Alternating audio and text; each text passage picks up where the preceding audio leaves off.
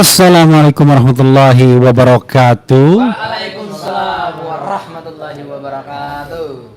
Ya, kawan-kawan semua, kita hari ini barangkali jangan sering-sering juga ya malam hari karena kondisi kesehatan Mas Roy belum fit 100%. Karena itu kita harus berkomitmen cepat pulang setelah ini.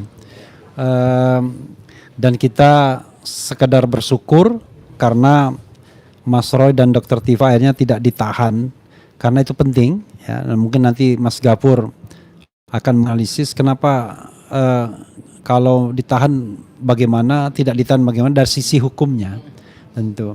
Yang jelas biasanya kalau ditahan, waduh ini sudah bakal sulit untuk sedikit membebaskan mungkin karena dianggap ada masa tahanan yang harus dikompensasi.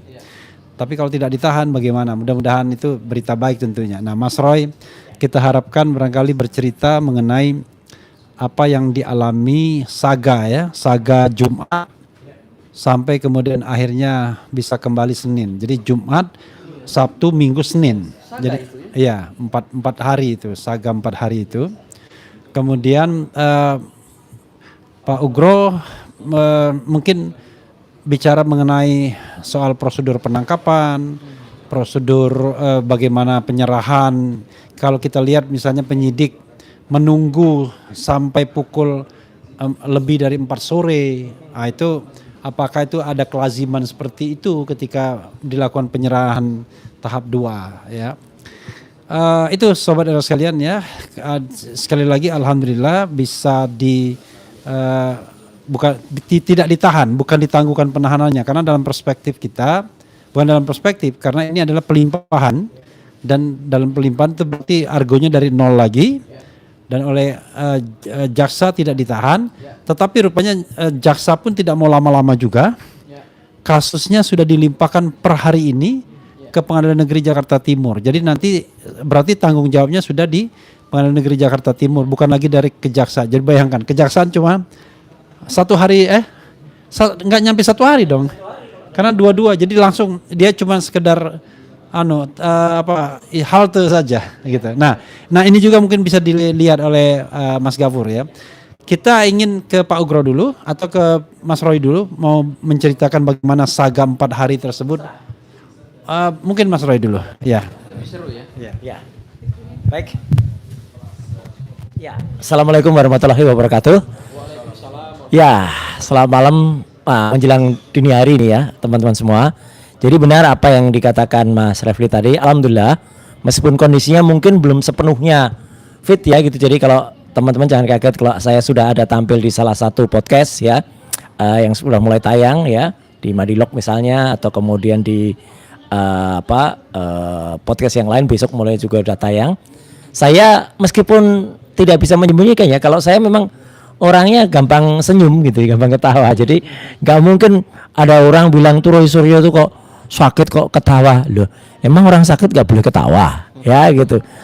Ketawa dan semangat itu harus tetap ada ya.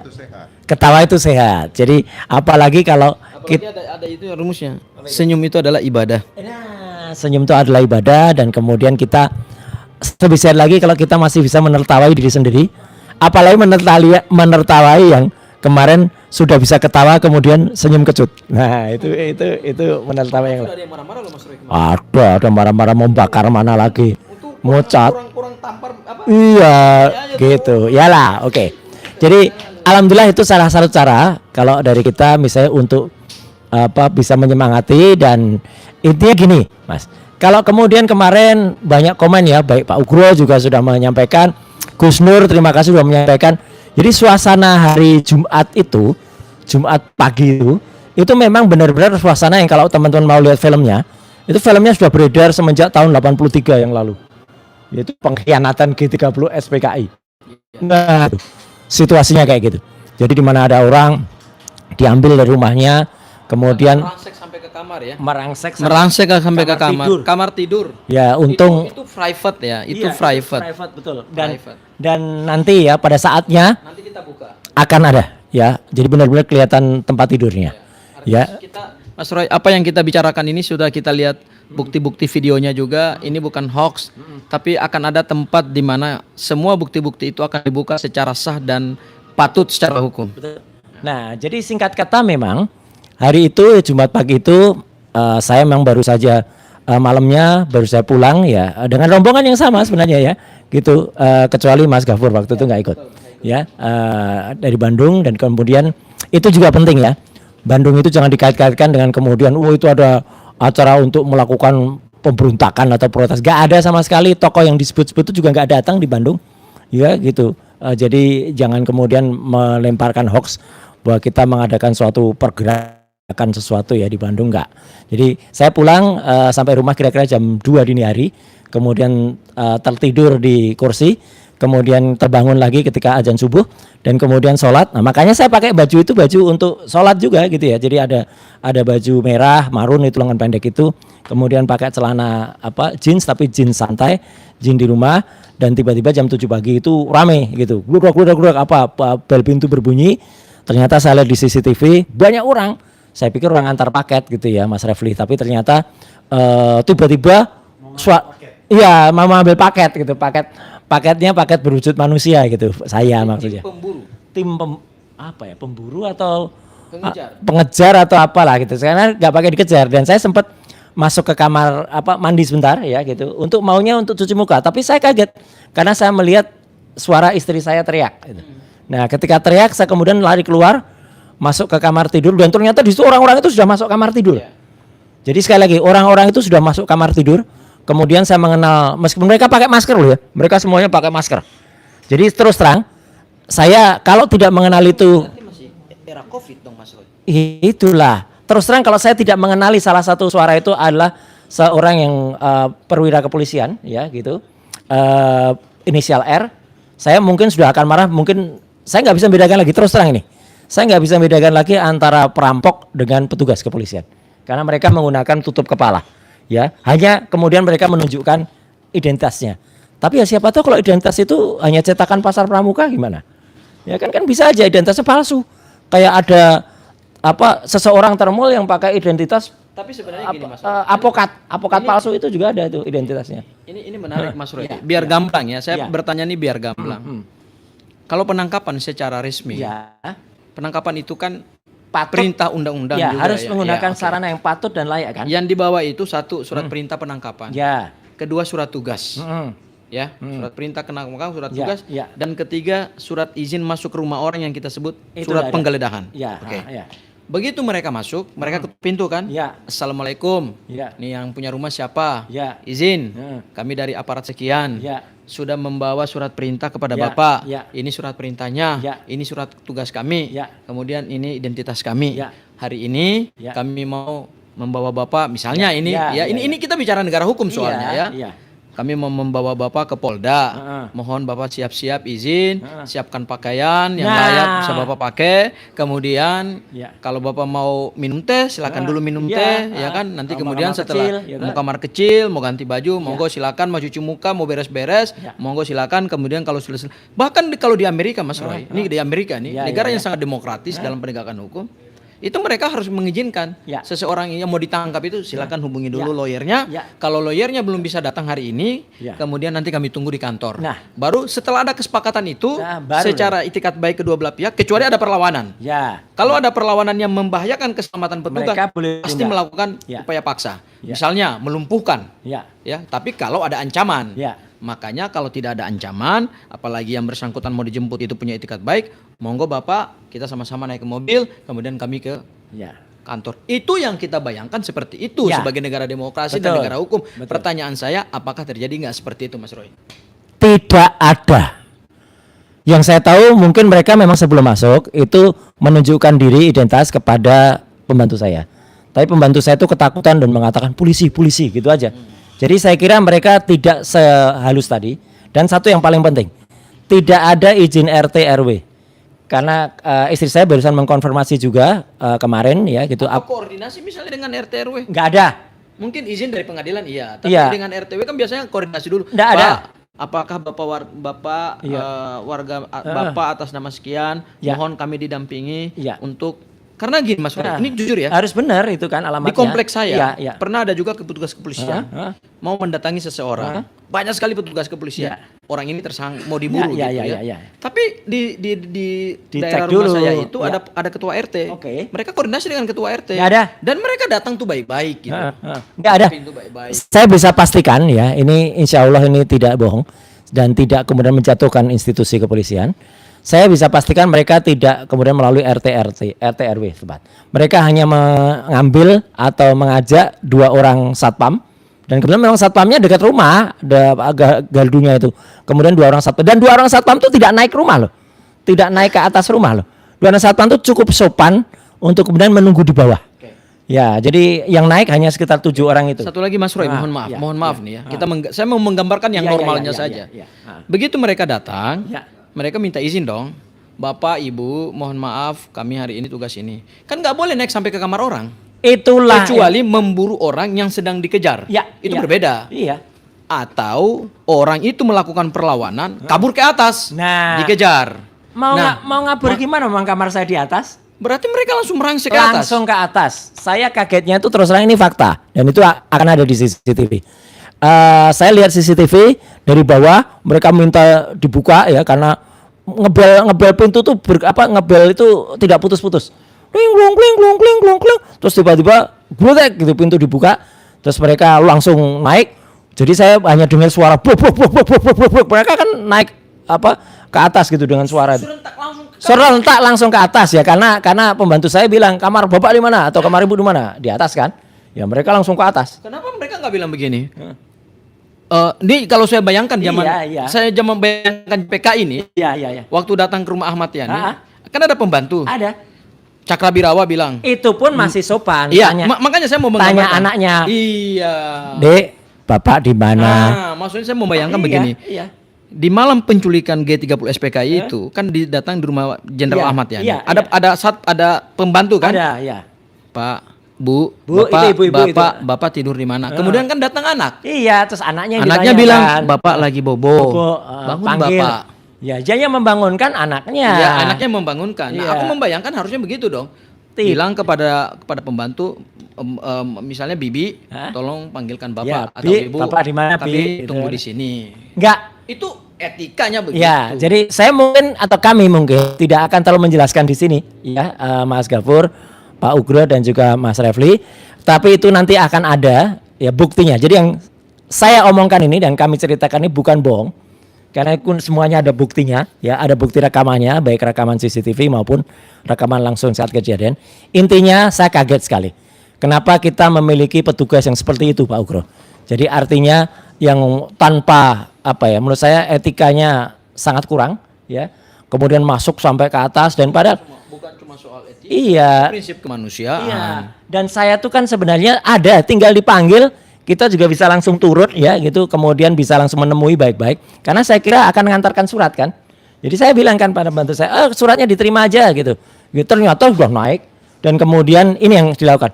Masuk kamar tidur dan alhamdulillahnya istri saya karena habis sholat juga tadinya itu masih menggunakan celana 3/4 ya, kan dia pakai rukuh gitu, tapi kemudian kita buka kan ada celana 3/4 kemudian pakai kaos ya gitu, dan saya masih menggunakan jeans, kemudian masih menggunakan baju yang tadi juga saya pakai sholat gitu, dan kemudian setelah itu kaget karena masuk kamar dan kemudian mereka memang menunjukkan surat penangkapan, tetapi langsung kami bawa bapak gitu langsung megang saya, dan ini yang fatal sekali, langsung bilang borgol siapin borgol gitu. Jadi saya sudah langsung mau diborgol oleh seorang berpangkat Ibtu ya, yang berinisial R ya gitu. Dan kebetulan saya mau karena apa? Kebetulan saya lihat salah seorang petugas yang lain, brigadir gitu, yang kebetulan dia memang sering memeriksa saya gitu ya. Dan itu yang sopan. Jadi memang ada brigadir A itu yang sopan, mengatakan sudah dia menasehati, sudah sama saya aja gitu. Nah akhirnya saya ikut dia. Itulah yang bikin saya percaya. Tapi fatalnya setelah kemudian istri saya juga menelpon salah satu lawyer ya di antara kita, lawyer itu bilang tunggu saya gitu.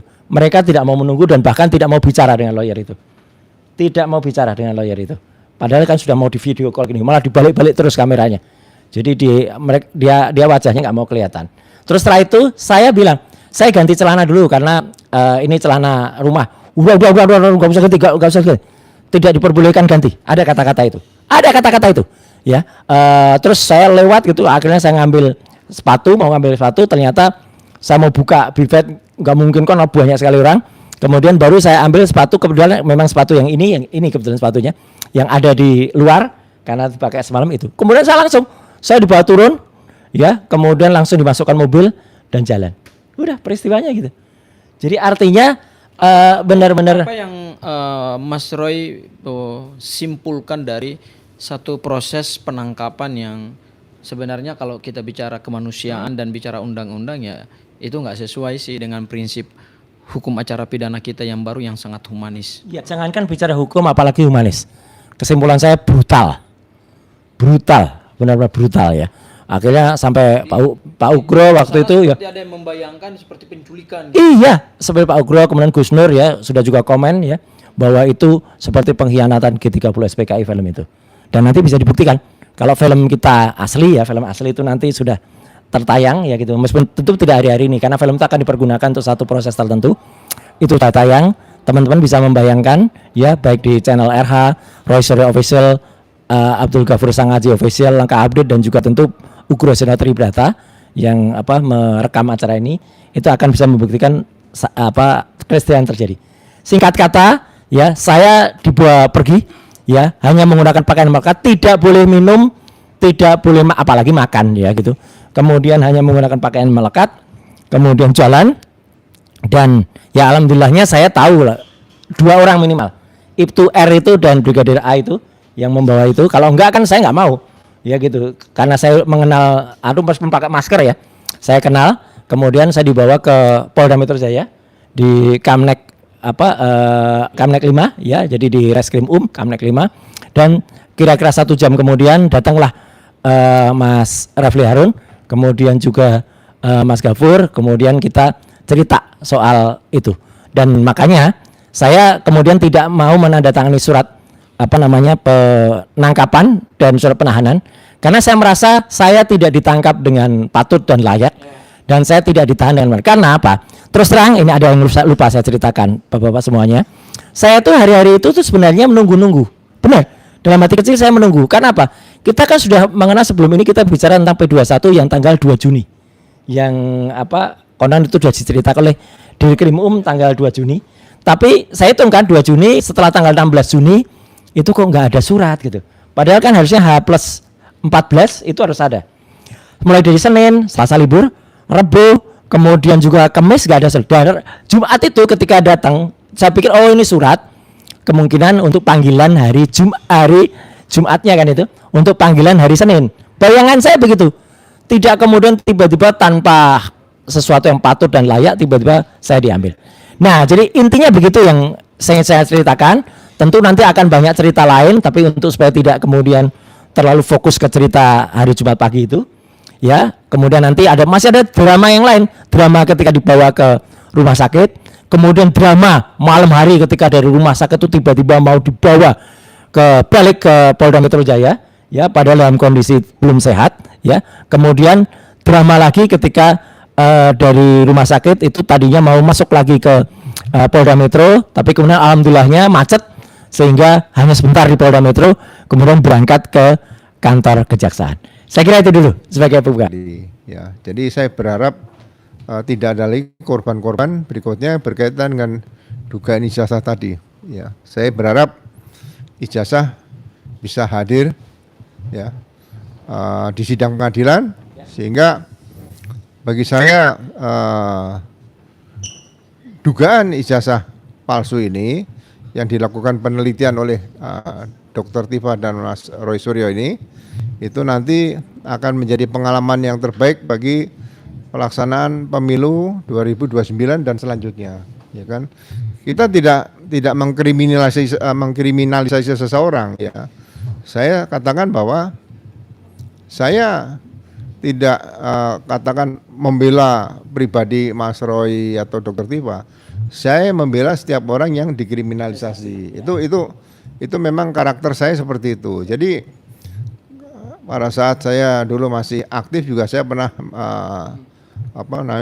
menolak kriminalisasi ya 3 terpidana mati di Sulawesi Tengah itu yang tipu Domingos Marinus itu. Setelah saya coba buka gitu loh. Jadi kenapa ini seperti ini ya kan? Nah, risikonya adalah ya itu dilepas jabatan dari itu ya bagi saya jabatan di polisi itu kan pekerjaan mulia. Kalau kita dicopot jabatannya karena kita berbeda pendapat, itu risiko, ya kan? Sama dengan kita melakukan baik atau tidak baik itu kan pilihan. Nah disitulah makanya saya selalu katakan, ya, saya selalu menggunakan nurani dalam setiap langkah saya sehingga kalau dikatakan saya selalu melawan bukan berbeda pendapat. Dan saya juga senang kalau dengan anggota misalnya rapat berbeda pendapat itu meningkatkan adrenalin kita bisa belajar lagi, mungkin kita sebagai perwira ada kekurangan, ada kelemahan gitu. Jadi bukan saya mungkin katakan menghalang-halangi penyidikan, saya tidak menghalangi penyidikan. Karena ya proses penyidikan kan sudah selesai. Di situ kan. Ini tinggal melimpahkan tahap 2 tersangka dan barang bukti. Jadi supaya nanti tidak ada kesannya saya merintangi menghalang-halangi penyidikan seperti itu, ya kan. Nah, kemudian seperti waktu Mas Roy di rumah sakit ya, kita juga tidak mempengaruhi dokter, dok, tolong ini dirawat inap bukan. Ya, kita ya, saya kaget ternyata setelah diperiksa di rumah sakit gula darahnya Mas Roy kan naik tinggi, ya kan. Dokter Tifa juga sama. Nah, yang menyarankan rawat inap itu mengambil keputusan rawat inap adalah dokter.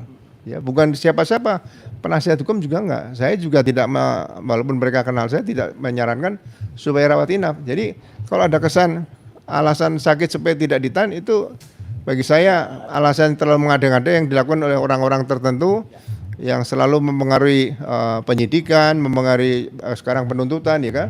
Orang-orang yang tidak punya kapasitas sebagai penyidik atau jaksa penuntut umum, nah itu selalu meneriakkan hal-hal yang memaksakan supaya penyidik atau penuntut umum menuruti kemauan mereka. Ya, jadi ya saya masih apresiasi lah penyidik dan penuntut umum juga tidak memaksakan mengikuti kemauan orang-orang itu yang dipimpin oleh siapa? Yang salah satu tokoh sering muncul di media.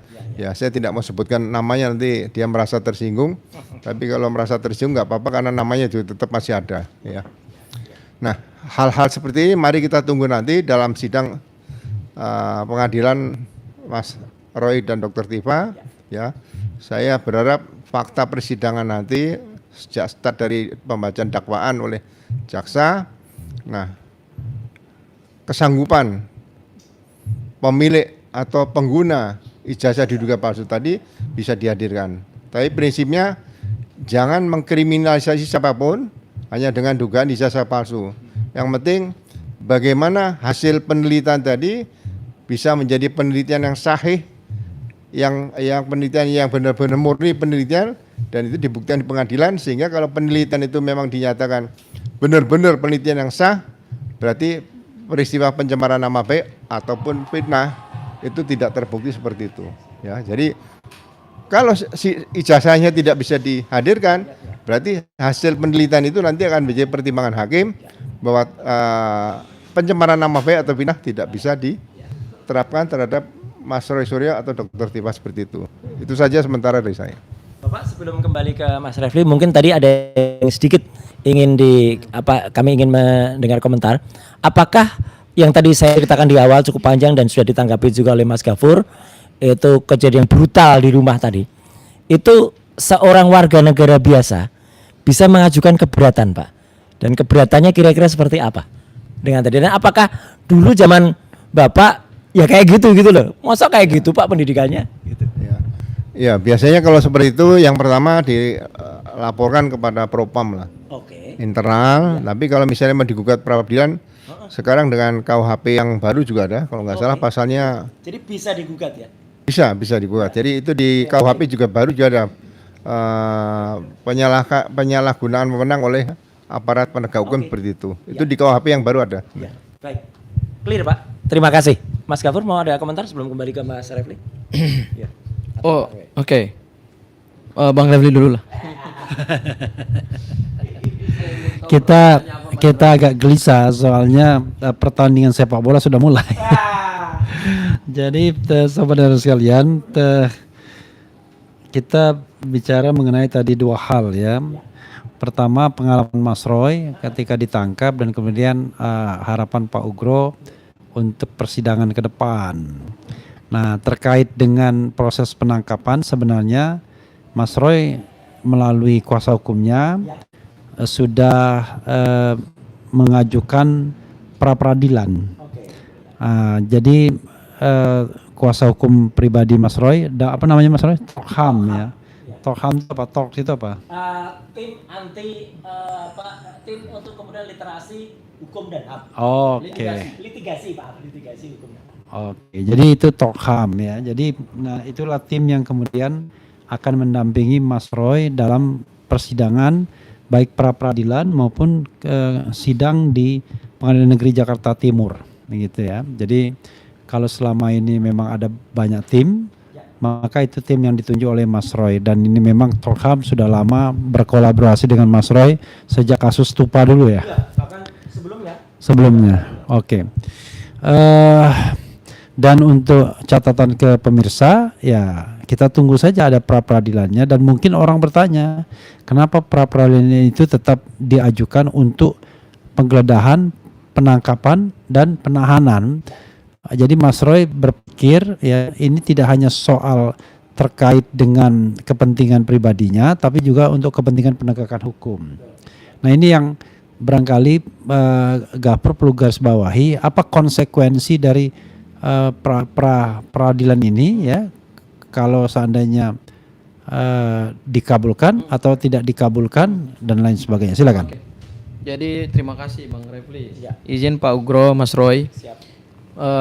Memang saya secara pribadi selaku praktisi hukum dan juga pemerhati hukum ya.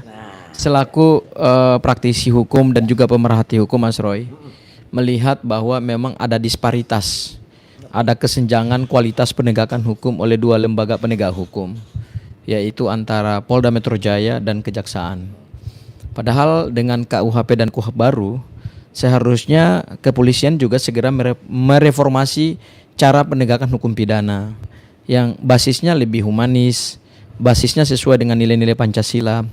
Karena cara-cara penangkapan yang melanggar prinsip-prinsip hak asasi manusia, apalagi privasi seseorang, yang seseorang itu tidak pernah melakukan perlawanan pada saat ditangkap, yang seseorang itu tidak pernah menghambat proses penegakan hukum pidana, dan seseorang ini kalau kita lihat dari kualifikasi subjek hukum pelaku tindak pidana, ini bukan pelaku tindak pidana misalnya kita sebut white collar crime atau organized crime, atau saya sebut misalnya kejahatan keamanan negara, kejahatan terhadap sumber daya alam Indonesia, atau suatu kejahatan yang merongrong kekuasaan pemerintah Republik Indonesia, misalnya melalui tindak pidana makar dan seterusnya. Mungkin bukan merongrong. Kalau anak kecil sekarang membuna.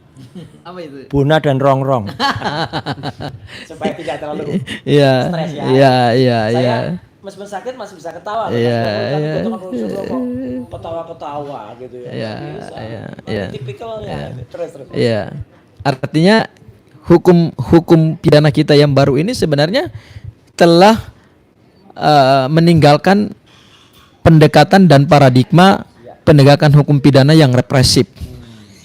Ya, udah ditinggalkan itu Mas Roy. Karena itu warisan kolonial Belanda. Ya. Apalagi ini kan baru penetapan tersangka. Dan ini bukan tindak pidana teroris. Kalau tindak pidana tertentu Mas Roy, memang harus dilakukan upaya paksa yang spesial. Misalnya teroris, karena kan ada pengancaman terhadap aparat pada saat mau melakukan penangkapan, misalnya ketika dia menggunakan senjata. Teroris itu asal katanya teror. Siapa yang melakukan teror pada kasus itu? Biar pemirsa yang jawab. Ya udah, biar pemirsa yang jawab kan. Pada saat penangkapan itu siapa yang melakukan teror? Udah. Silakan jawab sendiri ya. Ini Mas Roy ini bertanya supaya intelektual kita bisa bekerja gitu. Nah itu sangat sesuatu yang kita sayangkan Mas Roy. Berbeda misalnya dengan kejaksaan ya Mas Roy. Kejaksaan sekarang sebagai lembaga pengendali perkara pidana atau demonosilitis atau kita sebut navigator yang menentukan arah dari penegakan suatu perkara pidana ya.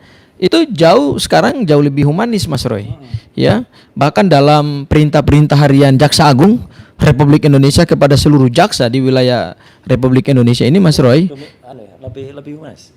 Ya, jadi dalam perintah-perintah harian Jaksa Agung kepada jaksa-jaksa itu adalah dalam penegakan hukum pidana, terutama untuk jenis tindak pidana yang tidak membahayakan keamanan negara, tindak pidana yang tidak merongrong kekuasaan pemerintah, atau bukan tindak pidana khusus gitu ya, misalnya korupsi, teroris dan seterusnya, maka perintah harian Jaksa Agung itu adalah 2.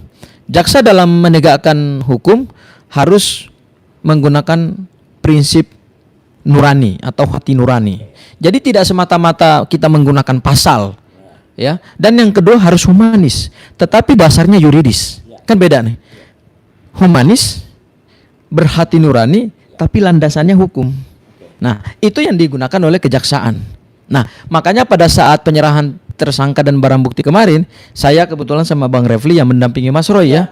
Terima kasih. Oke. Luar biasa. Makanya saya benar-benar memberikan apresiasi yang luar biasa kepada jajaran kejaksaan pada saat menerima kami, sangat humanis, sangat friendly ya. Padahal bayangkan Mas Roy keluar dari mobil tahanan di borgol sama Bu Tifa ya. Meskipun Mas Roy bisa membuka borgol itu dengan cara yang agak Ya, sebenarnya bukan membuka borgol ya. Ya Bang, seperti itulah, masa saya pesulap. Kalau saya pesulap memang bisa membuka borgol gitu loh, ya toh. Tapi kan saya bukan pesulap. Nah, kalau pesulap itu kita bisa cerita. Perkara itu bisa kita buat pendek ya, perkara itu kita buat panjang. kalau itu pesulap ya. Ini pesulap. Oke. Itu. Tapi ini bukan borgol ya. Jadi Mas Roy pada saat kita di ruang pemeriksaan jaksa itu, padahal ini kan luar biasa kan, sorotan kamera dan seterusnya, seolah-olah diperlakukan sebagai pelaku tindak pidana yang besar gitu loh, yang luar biasa. Tetapi begitu kita masuk di ruang jaksa, semua humanis, semua friendly, semua cair, ya kan, bahkan kita diperlakukan dengan baik. Itulah Mari makan. yang enak loh. Itu kan mari Pak Roy monggo mau makan. Ada pakai bahasa Jawa loh. Iya, itulah. Dan kita nggak perlu sebut beliau siapa ya. Iya, beliau siapa? Tapi itu bosnya para jaksa. bosnya para jaksa dan pakai jempol gini. Iya. Monggo kerso dar ayam nopo bebek. Iya.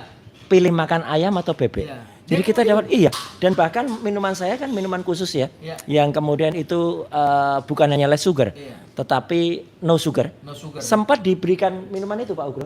Tapi kemudian salah beli. Dan itu mohon maaf. Diulang lagi. Iya kan? Mas Gapur ada nyon sewu salah. Itu loh. Jadi ini benar-benar luar biasa. Jadi diberikan itu, kemudian diberikan saya minuman khusus tanpa saya sebut merek ya. Yang no sugar. Iya, dan Luar biasa.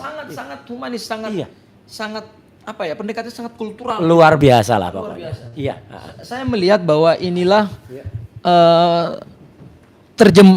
cara kejaksaan menerjemahkan undang-undang baru.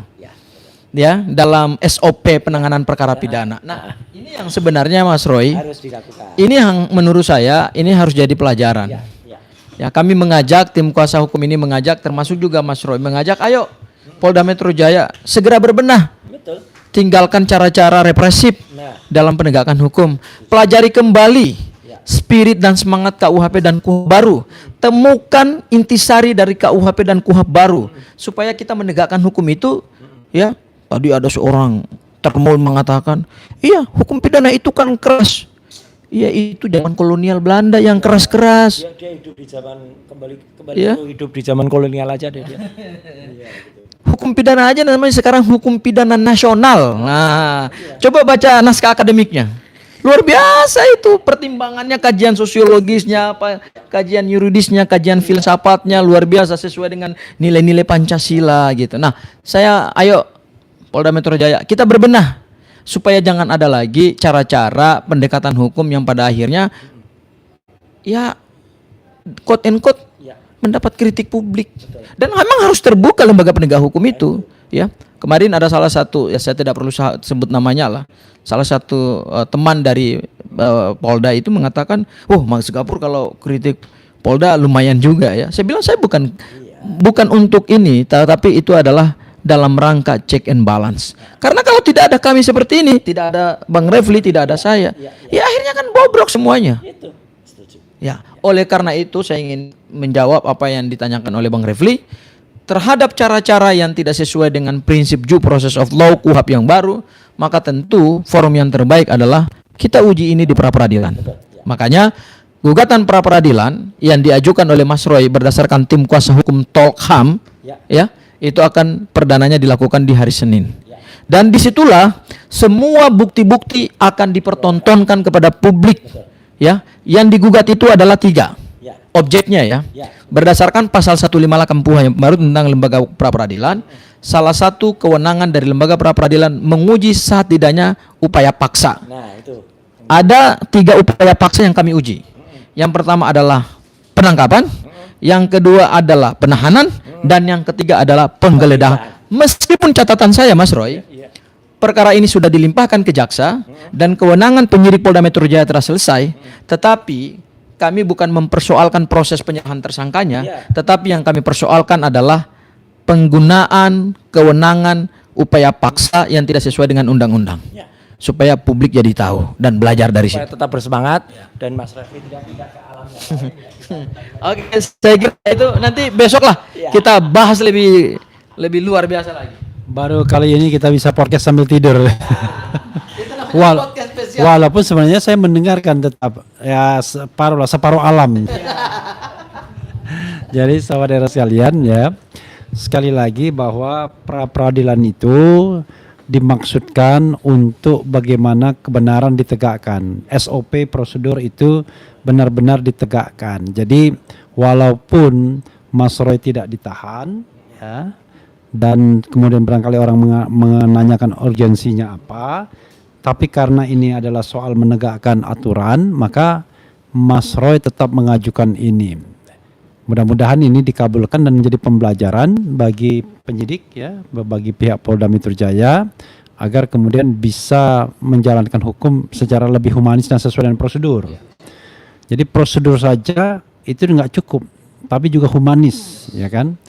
Jadi itu karena yang mau ditangkap ini adalah orang yang tidak punya indikasi melakukan upaya-upaya melarikan diri, upaya-upaya menghilangkan barang bukti, dan kalau dikatakan mengulangi perbuatan itu justru sendiri debatable apakah yang dituduhkan atau disangkakan itu adalah hal yang memang sebuah tindak pidana, karena ini kan tindak pidana yang lingkupnya malah in prohibita kan, dia menjadi tindak pidana karena dia dilarang undang-undang.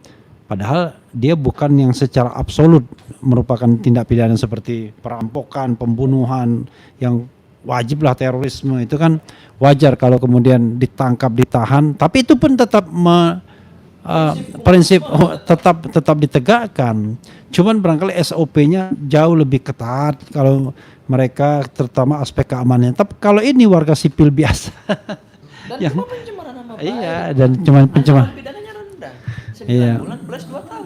Walaupun masih ada pasal selundupannya yang kemudian mudah-mudahan pasal selundupan ini kemudian bisa dievaluasi oleh jaksa penuntut umum kan, sehingga kalau misalnya pasal itu di drop maka sesungguhnya kita kembali core bisnis bahwa ini adalah soal pencemaran nama baik dan fitnah yang kemudian tentu akan dibuktikan. Yang jelas nanti karena kasus ini sudah dilimpahkan, maka ya sudah, kita akan hadapi dengan sebaik-baiknya dan kita tunggu juga Jokowi di persidangan. Tunggu siapa Bang Refli? Jokowi di persidangan. Jokowi yang mana nih? Joko Widodo, Yang dari mana daerahnya? Solo. The former President of Indonesia itu ya, ada dari Solo kebetulan baru datang juga. Datang nggak ya Bang Itu Refli? Saya buat Bang Refli kira-kira datang. nah, saya sebagai lawyer tidak bisa memperkirakan datang atau tidak. Tapi yang penting kita menuntut dia datang karena dia adalah pengadu atau pelapor dalam kasus ini, sehingga kalau dia tidak datang in person maka ya harusnya kasus tidak bisa diteruskan karena ada presidennya kan gitu. Cuman kita tidak tahu ya, karena ini kasus yang memang memantik perhatian nasional ya, memantik kontroversi dan lain sebagainya. Ya, sahabat sekalian, saya memberikan kesempatan closing statement kepada Gofur dulu, kemudian Pak Ugro dan kemudian Mas Roy. Ya, oke. Perjuangan kita pada satu tahapan sudah selesai, Mas Roy. Semua upaya paksa yang dilakukan penyidik Polda Metro Jaya, baik penangkapan penahanan, begitu di kejaksaan, kemudian kejaksaan dengan kewenangannya. Jadi ini begini, perlu diluruskan bahwa kejaksaan itu bukan lembaga untuk meneruskan upaya paksa yang dilakukan oleh penyidik. Masing-masing lembaga penegak hukum punya kewenangan otonom yang diberikan oleh undang-undang. Kepolisian kewenangannya diberikan oleh KUHP dan undang-undang kepolisian. Kejaksaan kewenangannya diberikan oleh undang-undang kejaksaan dan KUHP. Sementara Mahkamah Badan Peradilan kekuasaannya diberikan oleh undang-undang kekuasaan kehakiman dan juga KUHP. Nah, jadi ketika kejaksaan tidak melakukan penahanan, itu bukan sesuatu yang karena pesanan, tetapi benar-benar pertimbangan objektif dan subjektif. Dan kemarin Kepala Kejaksaan Negeri Jakarta Selatan secara publik telah mengatakan kenapa kami tidak melakukan penahanan, dan itu bukan penahanan lanjutan ya, dan tidak ada penangguhan penahanan karena kita tidak pernah ditahan. Ya, kami memang sempat mengajukan penangguhan penahanan, tetapi kami mengajukan itu jauh beberapa jam sebelum kejaksaan memberikan sikap untuk tidak melakukan penahanan. Jadi itu sebenarnya antisipasi kita aja, Mas Roy. Tapi dengan kebaikan, bukan kebaikan ya, tapi dengan profesionalisme kejaksaan dalam menegakkan hukum pidana, mereka tidak melakukan penahanan, dan itu adalah kewenangan absolutnya mereka. Mereka tidak tunduk kepada perintah kepolisian, mereka juga tidak tunduk kepada perintah kami, juga tidak tunduk kepada perintah Termul dan tunduk perintah Jokowi. Mereka hanya tunduk kepada aturan perundang-undangan, dan itu kita apresiasi dan itu kita hormati. Makasih, Mas Roy. Ya.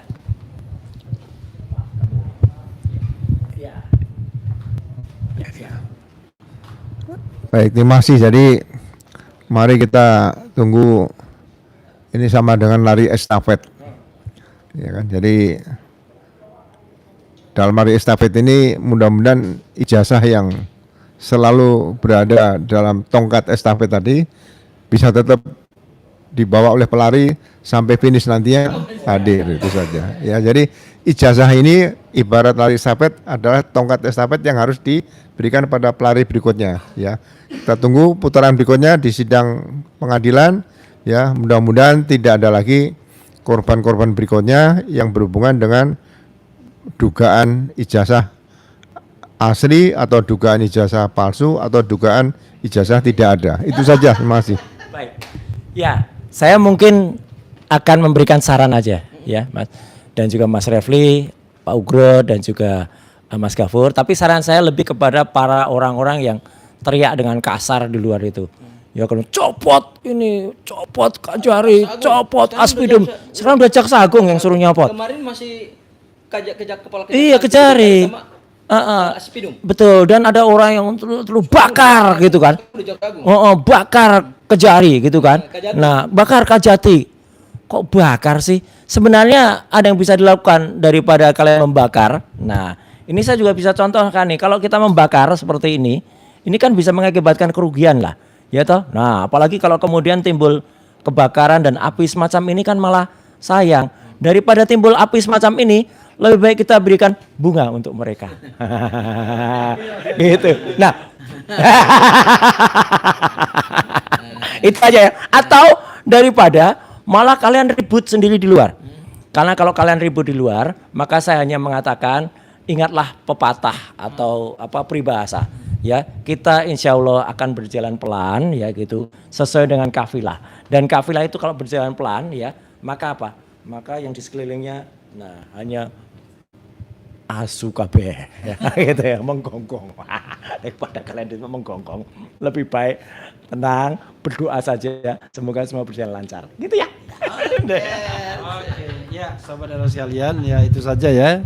Kita untuk mengisi waktu luang sambil menunggu nonton sepak bola, dan meskipun sepak bolanya berlangsung dan yang bermain Cristiano Ronaldo. Sudah berapa kosong di sini? Nah, itu sambil nonton bola. Jadi tadi waktu sudah 2-0 Ronaldo dan Mendes. Ya, oke.